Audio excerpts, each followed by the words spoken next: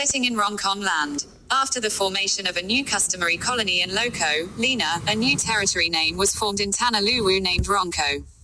On the other hand, the Tondiktua Bua Kalo'Tok territory at that time already had its own customary and territorial authority, but at that time it was not called RONGKONG, but its inhabitants were better known and called Ampona Nemalatong. During its development, customary leaders have children who eventually make a new village in several areas around the clock. In the new village, in Kampung Buka, at that time, a customary group was formed, as was the case in Ambon Yuri and Saitba. Initially, Ambon Yuri was part of the RONGKO, raising service in Loko Lena, where the first Tomakaka was the first child of Tomakaka Lena or called Parbunga, or the first child.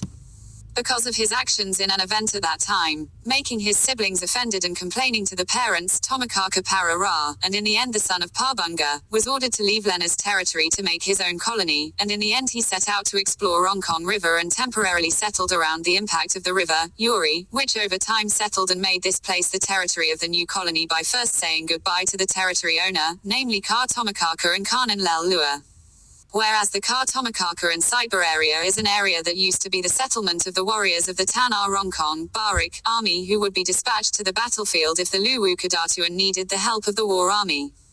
And finally the area became a new colony of RONGKONG people called RONGKONG Saitba or Orang RONGKONG who would go to war.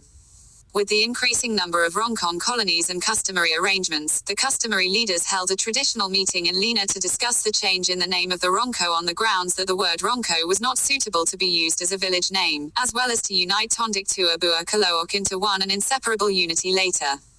For this reason, it was decided that the name RONGKO to be refined into RONGKONG. As time went on, the customary leaders held another meeting. In every meeting of customary stakeholders, there are always customary stakeholders who do not arrive on time and do not even attend the meeting in question due to the distance between the power area and the existing village.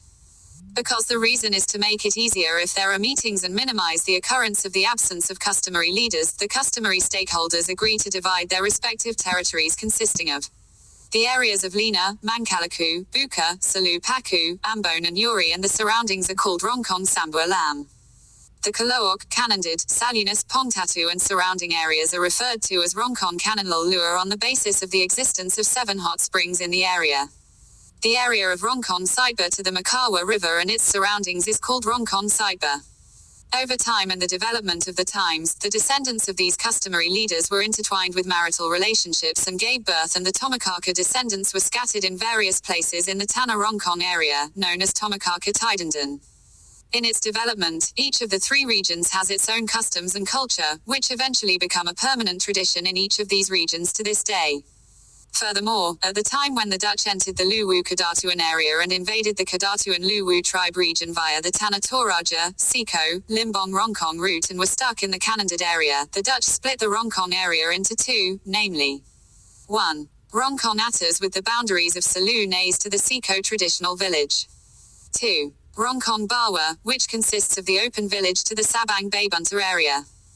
The terms RONGKONG Bawa and RONGKONG Atas were known by the people of Luwu until the arrival of the Liberation Army, Army City, during the crushing of the DIIT rebellion, and since then the RONGKONG community was separated from each other and spread to areas outside the land of Luwu, even overseas.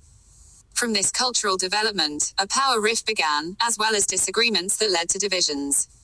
Among the divisions, one of which was a disagreement in the RONGKONG Sambo Lam area. It is said that the customary leaders of Tomakaka Buka clash with the adat leaders of Ambon, Yuri and surrounding areas. The climax of the dispute resulted in the breakdown of unity in the RONGKONG Sambo Lam area. This incident resulted in the isolation of the Ambon and Yuri traditional leaders from their parents in Sambo Lam. Because of this isolation, the customary leaders of Ambon, Yuri and surrounding areas merged into the territory of the customary holders of Kanandid. Since the merger, the term Sangpiana Tanah territory, with its inhabitants has emerged which is also termed Tulu Salu.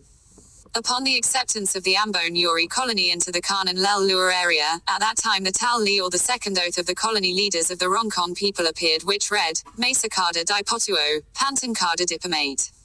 Which means united we are strong, divorced we collapse. So that for the RONGKONG people, the utterance was not actually a proverb but an oath that had to be obeyed by the descendants of the 2 colonies.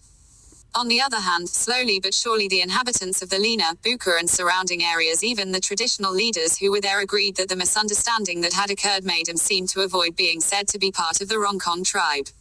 This has dragged on until now. In the end, their descendants assumed that the RONGKONG tribe were those who were on the mountain, who were left behind and stood alone. Turning to the Kanandad area, due to the community's opinion and also as a result of the joining of the Sangpagana Tanna customary stakeholders, the Kanandad area, which was previously clear about its customs, culture and customary stakeholders, finally began to be contaminated and led to the formation of a new culture that had started to deviate from the real thing. When described, according to the legend, we will find a story that deserves attention and is very important to know. Thus was told. To then be continued in the next episode. Don't forget to like, subscribe and share. Thanks.